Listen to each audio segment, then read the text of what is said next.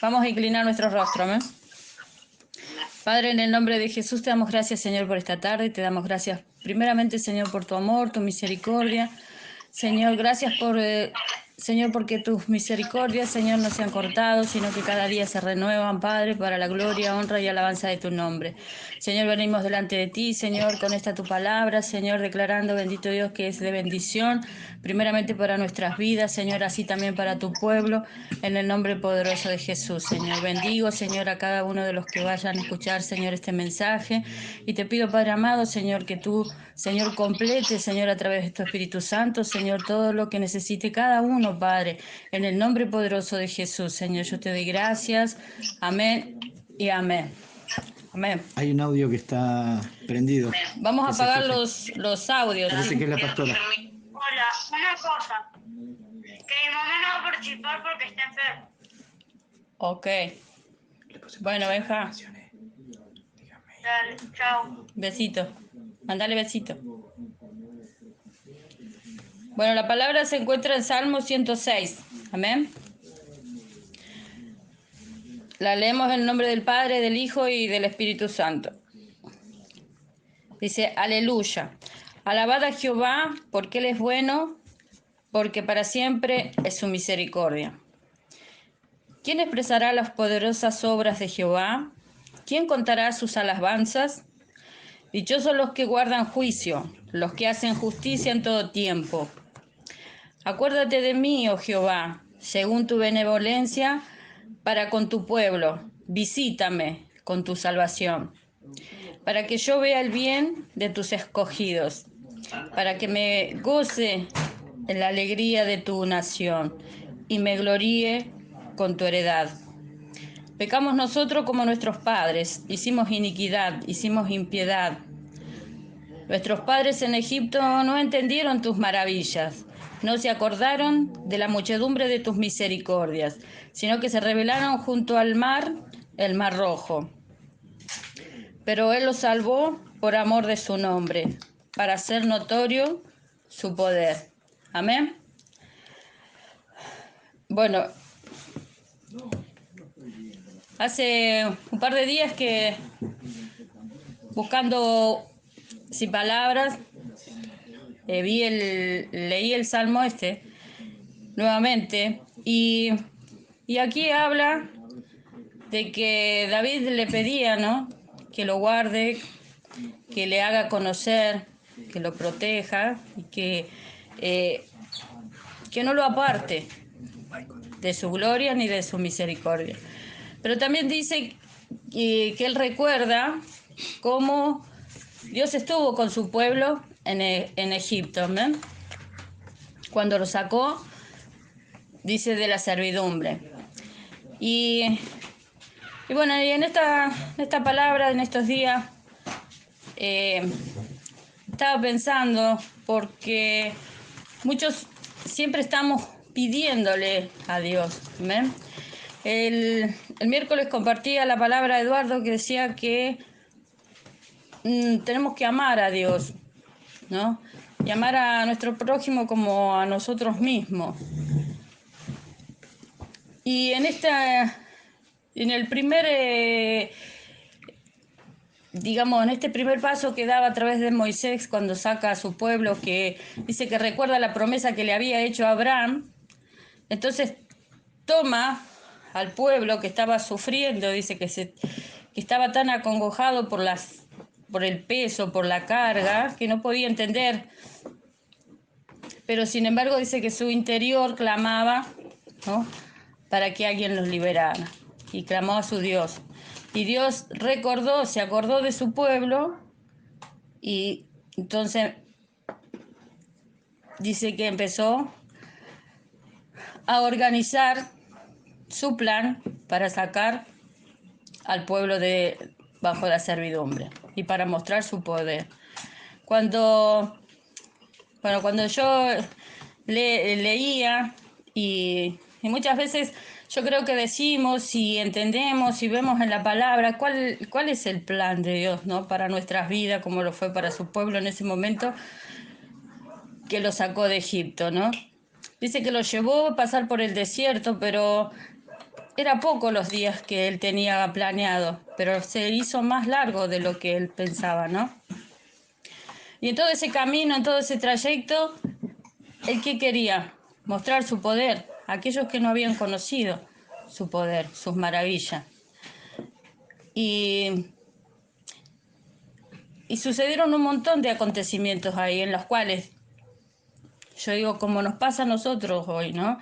Pedimos a Dios cosas que nosotros necesitamos, que nosotros a nuestro pensar creemos que son indispensables para nuestra vida. Parece que Dios en el camino al desierto los quería limpiar de las cosas que a ellos creían necesitar, creían indispensables para sus vidas. ¿Y por qué? Porque dice que cuando ellos iban a llegar al lugar donde Dios les habló a través de la promesa, era el lugar, era la tierra que Dios le iba a dar por heredad. Una tierra donde ellos no la iban a trabajar, no la habían trabajado, no habían sembrado, ¿no? Estaba todo preparado. Pero era necesario quitar todo aquello que a su parecer era indispensable, digamos así, ¿no? Y bueno, en esto dice que el pueblo se olvidó de las maravillas, se olvidaba de lo que Dios había hecho. Y a veces nos pasa a nosotros que pedimos y nos olvidamos del cuál es el plan de Dios, cuál es lo que Dios necesita hacer en nuestras vidas para que podamos llegar a ese lugar, ¿no?, que Él nos prometió, ¿no?, que Él nos dijo que nos va a usar, que Él nos dijo que necesita, que nosotros podamos ver su gloria, que podamos ver sus maravillas, que lo conozcamos con todo lo que Él ya ha determinado para nuestras vidas, ¿no? Así como el pueblo el pueblo de Israel cuando salió de Egipto, dice que estaba en el desierto, y las cosas que a veces se encaprichaba, dice que les pedía, Dios no es que no se las daba, ¿no? Pero también le decía que no era necesario eso para que ellos puedan sobrevivir. Nada les hizo faltar, porque dice, si querían agua, tenían agua. Si querían comida, tenían comida. No pasaban frío, no pasaban calor, los cubría de noche y de día, ¿sí? De igual manera con nosotros, yo creo que en este tiempo Dios desde que nosotros conocemos a Dios y Él ha extendido su promesa sobre nuestras vidas, su plan también se ha extendido en nuestras vidas, porque así como ha estado con ellos, está con nosotros cada día. Para aquellos que quizás le pedimos a Dios cada día de que no nos deje pasar por situaciones difíciles, Dios no nos deja pasar por situaciones difíciles. Y si la pasamos, Dios nos saca, ¿no? Dios nos hace ver sus maravillas, Dios nos sigue mostrando su gloria, Dios nos sigue mostrando sus obras, porque son sus obras, nada más que a veces nos encaprichamos en querer ver cosas que no están en el plan de Dios, que no están en en lo que Él nos ha prometido que tenemos que hacer. Y lo que nosotros tenemos que hacer es que su poder se manifieste, ¿no? Y que nosotros seamos herramientas para su gloria. Amén. Porque los que van a ser atraídos, los que van a llegar, van a ser por su poder. Amén. Cuando yo leía y muchas veces, a veces decimos qué cosas, ¿no? Como contaba la pastora Roxana la vez pasada con respecto a la vida de José, del propósito de la vida de José, ¿no? Fue muy, a la vista humana, muy difícil, pero también la palabra nos dice que al principio Jacob enseñaba a José, le enseñaba, había sido instruido, le daba clases todos los días, no le enseñaba cosas de Dios, cosas que quizás en su interior él había aprendido, y aún cosas que quizás no había aprendido, pero Dios lo estaba preparando. Si él donde iba, marcaba la diferencia. Donde José, donde estaba, marcaba la diferencia, porque era entendido, había sido enseñado. Amén. Llegó a un lugar a donde quizás él en el momento cuando lo vendieron, habrá dicho, iré a parar a cualquier lado.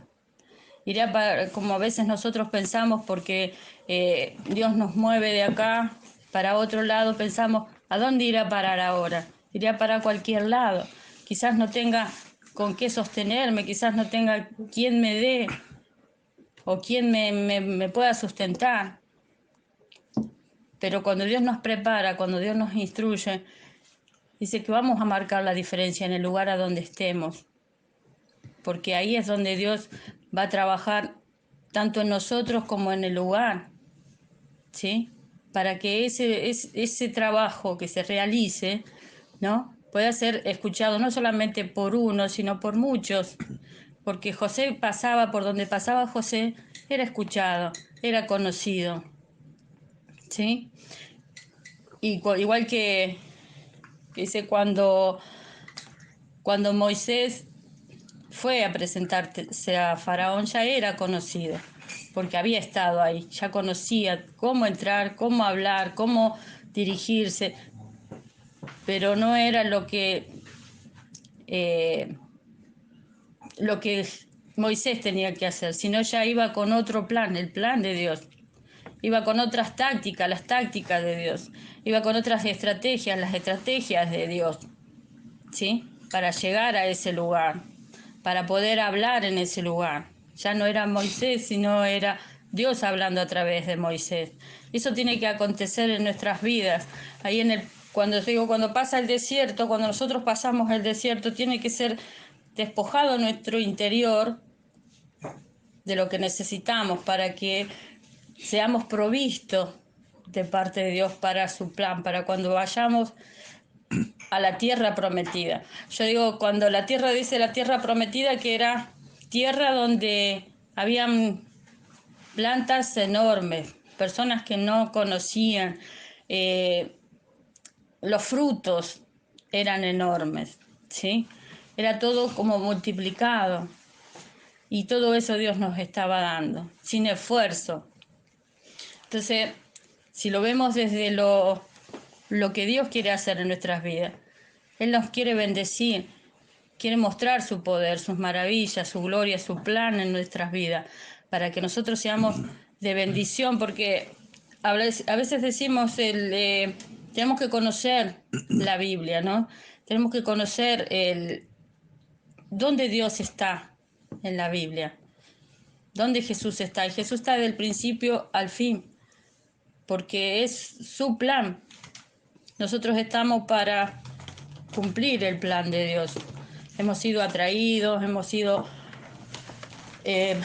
y estamos siendo preparados para cumplir el plan de Dios. Cada paso que damos es una preparación de parte de Dios, buscándole a Él, ¿sí? Y en esta palabra acá decía David que a veces nos olvidamos, ¿no? Y pensamos que Dios no obra, pensamos que Dios no hace nada. Y en todo tiempo Dios está obrando, nada nos falta. Él nos guarda de día, de noche. Él nos quita de situaciones que quizás nosotros no las vimos. Yo digo que si a mí en un tiempo y hasta ahora, gracias a Dios, nunca me robaron, nunca se me cruzaron y me pusieron nada.